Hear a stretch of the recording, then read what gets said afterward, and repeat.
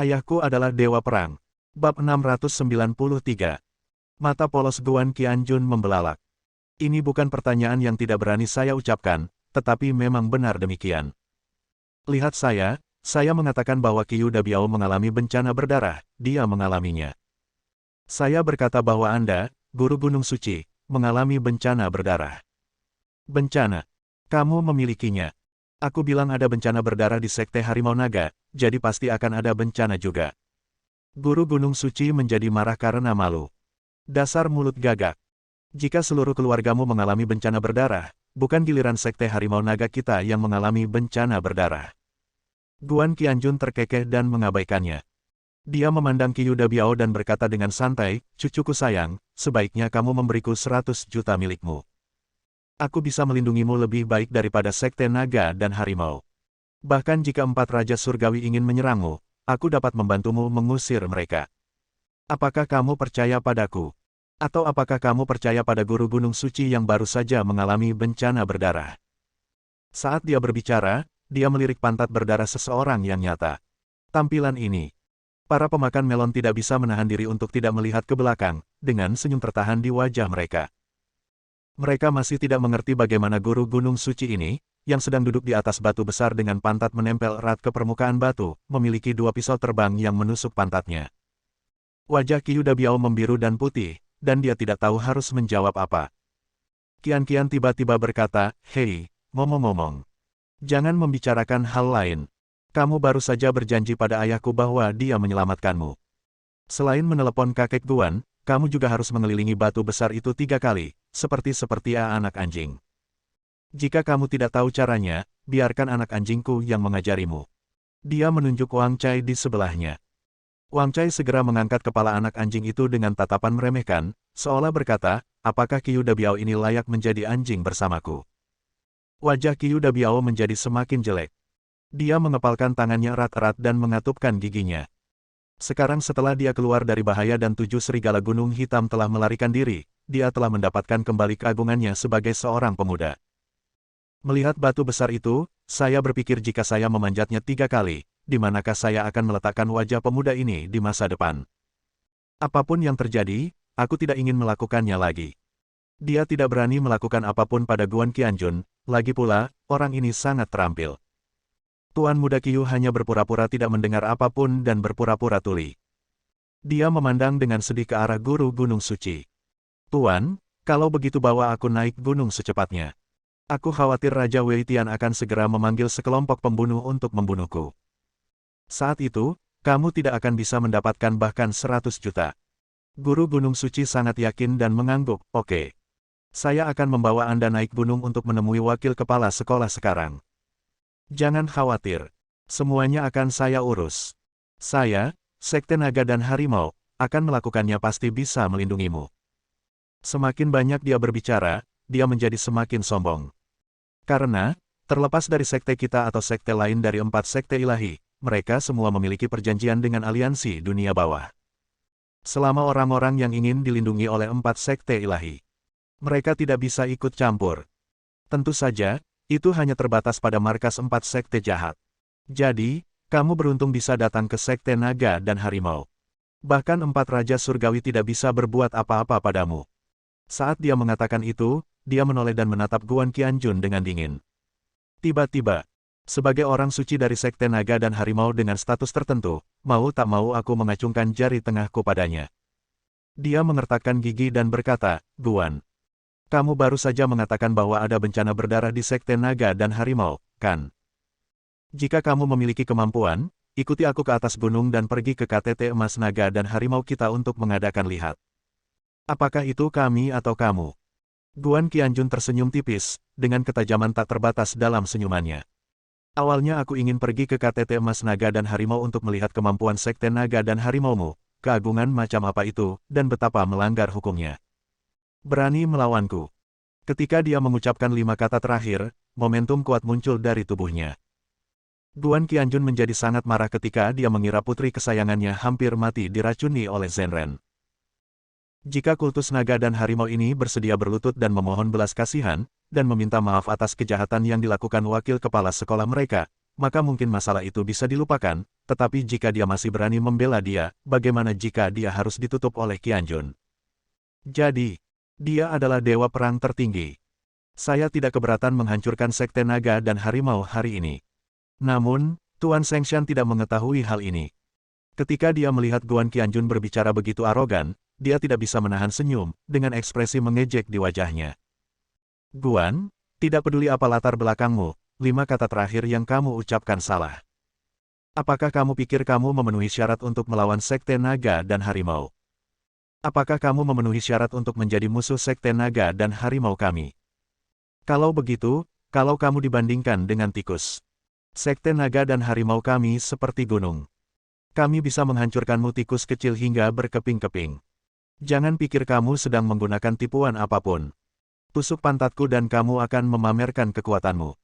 Aku, Sekte Naga dan Harimau, penuh dengan orang-orang yang cakap dan orang asing. Aku akan menghancurkanmu dalam hitungan menit. Guan Qianjun tersenyum acuh tak acuh, tidak mau repot-repot berbicara dengan guru Gunung Suci yang arogan. Dia memandang Qiu Dabiao, mencubit hidungnya, dan bertanya dengan tenang, jadi, kamu masih kekurangan setengah dari janjiku, jadi kenapa kamu tidak berhenti melakukannya saja? Jika kamu tidak menghindari batu itu, bersikaplah saja seperti seekor anjing. 3 putaran. Saat ini, Qiu Dabiao telah menerima janji dari guru Gunung Suci, belum lagi ada begitu banyak pendeta Tao di sekitar yang mengincar Guan Qianjun, jadi dia sekarang lebih berani. Dia berkata dengan dingin, Guan, meskipun kamu memiliki beberapa keterampilan dan dapat menyelamatkanku dari 7 serigala gunung hitam, aku akan memanggilmu kakek Guan. Masalah ini berakhir di sini. Jangan bersikap kasar dan tidak masuk akal lagi padaku.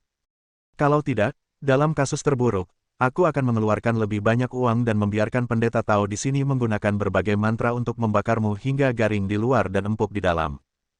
Kamu akan gila. Aku telah memberimu 100 juta, dan aku tidak keberatan membayar beberapa lagi. Apalagi, dia berbicara dengan arogan sampai akhir, dan dia menjadi lebih bangga. Kamu juga menyinggung guru Gunung Suci dan menikam pantatnya dengan sangat parah. Baik guru Gunung Suci maupun Sekte Naga dan Harimau tidak akan membiarkanmu pergi. Sebaiknya kamu jaga dirimu dulu. Berhentilah mencoba memamerkan kekuatanmu kepadaku. Bahkan jika kamu bisa membunuh 7 serigala gunung hitam, bisakah kamu membunuh begitu banyak pendeta Tao dengan mantra yang kuat? Tuan muda Qiu ini begitu kuat dan mendominasi dalam kemampuannya untuk mengabaikan orang lain. Guru Gunung Suci meletakkan tangannya di atas tangannya dan tertawa, itu benar. Tuan muda Qiu berkata dengan sangat baik. Guan, kamu harus menjaga dirimu sendiri. Jika kamu berani melukai pantatku, jika kamu memiliki kemampuan, ikuti aku ke KTT Emas Harimau Naga. Aku pasti akan membiarkanmu mati lebih buruk daripada babi di rumah jagal. Aku akan memotong pantatmu dan melemparkannya ke anjing-anjing. Aku akan menjadikanmu orang yang tidak punya pantat mulai sekarang. Karena itu, dia merasa cukup getir dan kesal. Dengan pukulan backhand, dia dengan lembut menyentuh pantat yang terluka dengan penuh kasih. Menyentuh lukanya menyebabkan dia menyeringai kesakitan, dan dia sangat marah hingga dia mengertakkan gigi seperti hantu. Guan Qianjun tersenyum, hanya menggendong putrinya, menyentuh hidungnya dengan lembut, dan bertanya perlahan, sayang, kamu bilang mereka yang tidak menepati janji membantunya, dan dia memamerkan kekuatannya. Aku tidak menganggapmu serius. Apa yang harus saya lakukan? Qian melambaikan tangannya dan berkata dengan bangga. Bagaimanapun, seperti yang ayah katakan, Sekte Naga dan Harimau sedang menghadapi bencana berdarah. Seluruh Sekte Naga dan Harimau akan segera merangkak dan gemetar di bawah kaki kita, tidak mampu melindungi orang itu sama sekali. Ketika orang bernama Raja Weitian itu datang dan membunuhnya, tinggalkan dia sendiri. Lihat saja kesenangannya dari samping. Tidak peduli berapa kali dia memanggil kakek, tidak peduli berapa kali dia bersedia berkeliling batu besar itu. Jadilah anak anjing. Abaikan dia, biarkan dia mati, dan kita akan tetap bertepuk tangan dan bertepuk tangan dari samping. Bab 694. Guan Qianjun tersenyum bangga, putriku benar, ayo lakukan seperti ini. Qiu Dabiao, ini. Qiu Dabiao, apa? Dia berteriak dengan cemberut. Guan, dari mana kamu mendapatkan keberanian dan kepercayaan diri untuk mengatakan hal seperti itu? Aku tidak mendengar apa yang dikatakan Tuan Gunung Suci tadi. Bahkan 4 Raja Surgawi tidak dapat melakukan apapun terhadap Sekte Naga dan Harimau. Apakah kamu ingin Sekte Harimau Naga menderita bencana berdarah? Apakah kamu ingin kultus naga dan harimau merangkak dan gemetar di kakimu? Mengapa kamu tidak berbicara saja dalam tidurmu? Bagaimana jika aku tidak menepati janjiku? Apakah memanggilmu kakek Guan beberapa kali sudah cukup untuk memberimu wajah?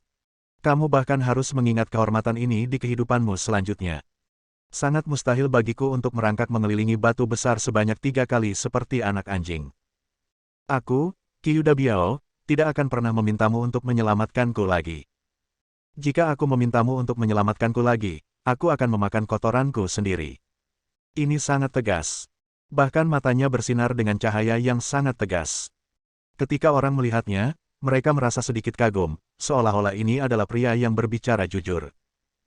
Faktanya, tidak mungkin menghubungkannya dengan pengecut yang baru saja dipukuli seperti kucing atau anjing dan terus berteriak agar kakek Guan menyelamatkan nyawanya. Kian-Kian menunjuk ke arahnya, dan berkata dengan nada naik turun, anak muda tidak mengikuti etika bela diri, saya menyarankan Anda untuk menggunakan jus ekor tikus. Kyuda Biao, apa? Dia melotot tajam dan hendak berteriak.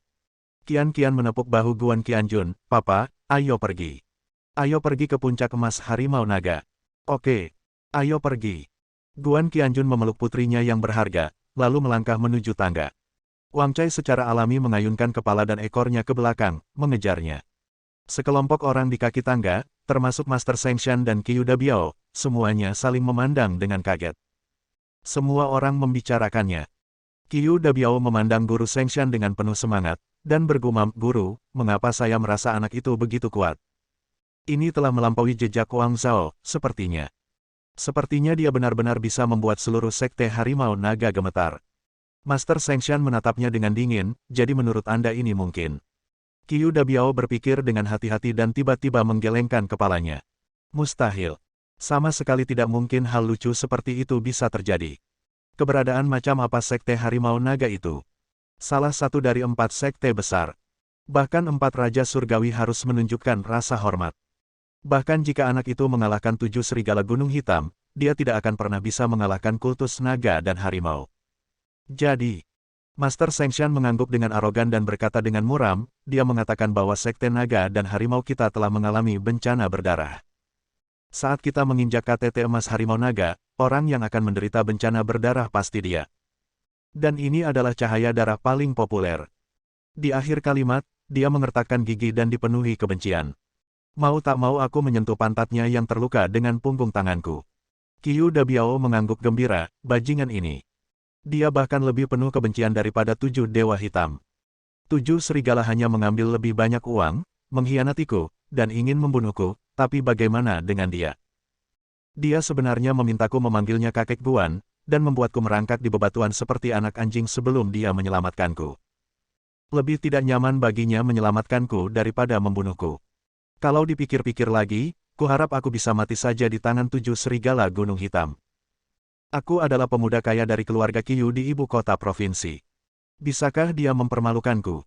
Dia berbicara dengan penuh semangat, seolah-olah Guan Qianjun telah memaksanya untuk memanggilnya kakek. Dia melanjutkan, saya akan pergi ke KTT emas macan naga nanti, Tuan Gunung Suci. Tolong, setelah Anda mengalahkan anak itu, minta dia memanggil saya kakek Qiyu beberapa kali. Saya ingin dia menelepon saya 100 kali. Tidak. Teriak 1000 kali sampai dia muntah darah. Selama kamu setuju melakukan bantuan ini untukku, aku akan memberimu 2 juta lagi sebagai hadiah. Guru Gunung Suci melambaikan tangannya dengan tegak. Bagi seorang biksu, uang hanyalah milik eksternal. Sebenarnya, saya tidak peduli dengan uang. Jika Guru Qiyu bersedia memberikannya, sebaiknya saya menggunakannya untuk membantu Anda berdoa kepada Dewa Lama Sekte Naga dan Harimau.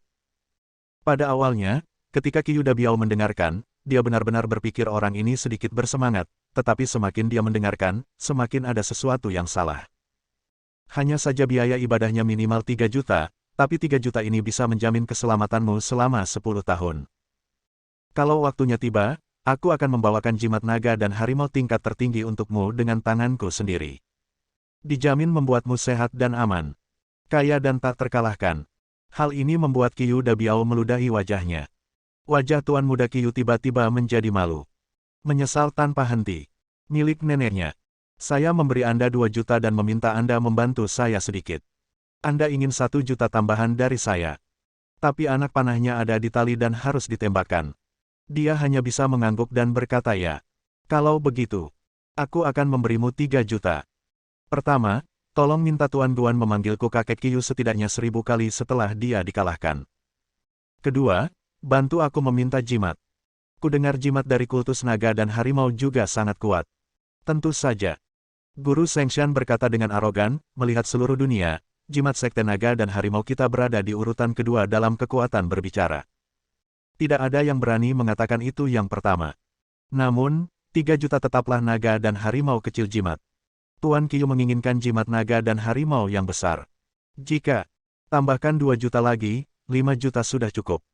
Jika Anda menginginkan jimat naga dan harimau tertinggi, 10 juta.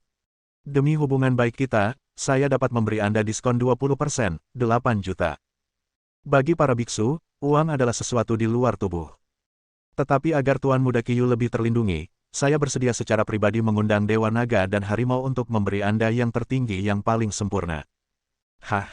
Tuan Muda Qiu, mau kemana? Tidak perlu bergegas. Saya belum selesai.